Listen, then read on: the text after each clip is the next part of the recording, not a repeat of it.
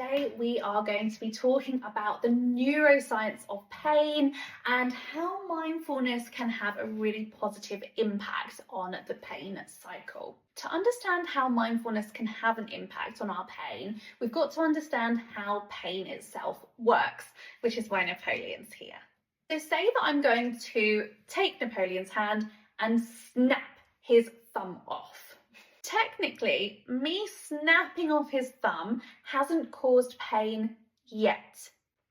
What's going to happen is when I snap his thumb, a signal is going to travel up through his arm to his spinal cord, and from the spinal cord up to the brain, if he had one. Now, to help decide whether snapping his thumb was painful or not, his brain is going to look in a few different areas to help make the decision. It's obviously hugely simplified, but the two areas we're going to have a look at are the memory center of the brain and the emotional center as well. From the memory center, his brain's going to start to think, well, what happened last time I broke my thumb? Oh, that really hurt. And the emotional center is going to think, well, how did I feel last time I broke my thumb? I felt really scared. That information is going to go ding, ding, ding, it hurts. And a pain signal is going to come back down to the spinal cord, back out to the fingers, and you guessed it, that thumb is going to be really sore. This is, of course, incredibly helpful as a system.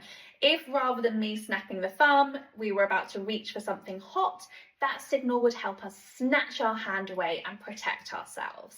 Unfortunately, when we think about pain that lasts over a long period of time, that system can become a little less than helpful. Think about that system in regards to, say, a twinge in our lower back, something I'm sure lots of you have experienced before. If somebody who'd never had a single issue with their spine felt a little muscle twinge in their back, their memory centre's going to say, this hasn't happened before, I won't worry too much. The emotional centre's going to say, it's just my back, let's crack on. However, imagine you've lived with scoliosis your whole life. Imagine you've been through major surgery for your spine. What do we think that memory centre is going to say when we feel a sensation in our back? I remember last time my back hurt, and it was when I was in hospital. What's the emotional centre going to say? Last time my back hurt was a really tough time. I don't feel good about this at all. And you can guarantee that pain system is going to switch onto high alert. Because of the way the system works, that can make our back really sore.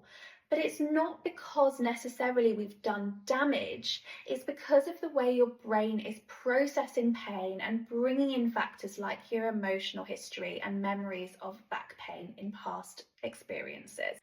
That does not mean your pain is not real. It is incredibly real, and your brain is really scared. So what we need to do is try and break that cycle, because the longer it goes on, the more tension, the more pain we get through that area. We start to hold ourselves differently, we act differently, we avoid movements, and the cycle continues. We become more worried about our back hurting. So this is where mindfulness comes in, because we're thinking about stopping that pain signal from traveling back, going, oh my goodness, panic. Instead, we're going to use those emotional memory centers in our brain to calm down. Let's say, for example, we feel a twinge in our back. Our initial reaction might be to start to worry and feel quite scared. And what I want you to try and think about is using mindfulness in these situations.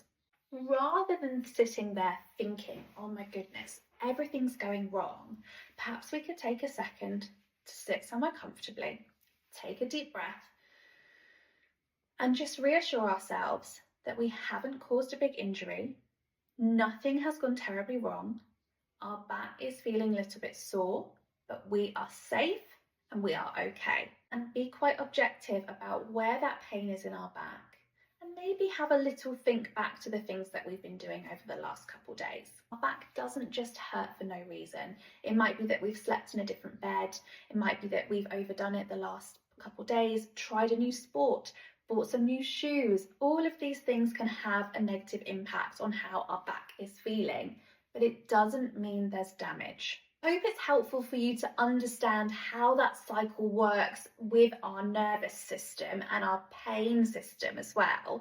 I promise your brain is trying really hard to help you out, but sometimes we need to help her out a little bit as well by using these mindfulness exercises.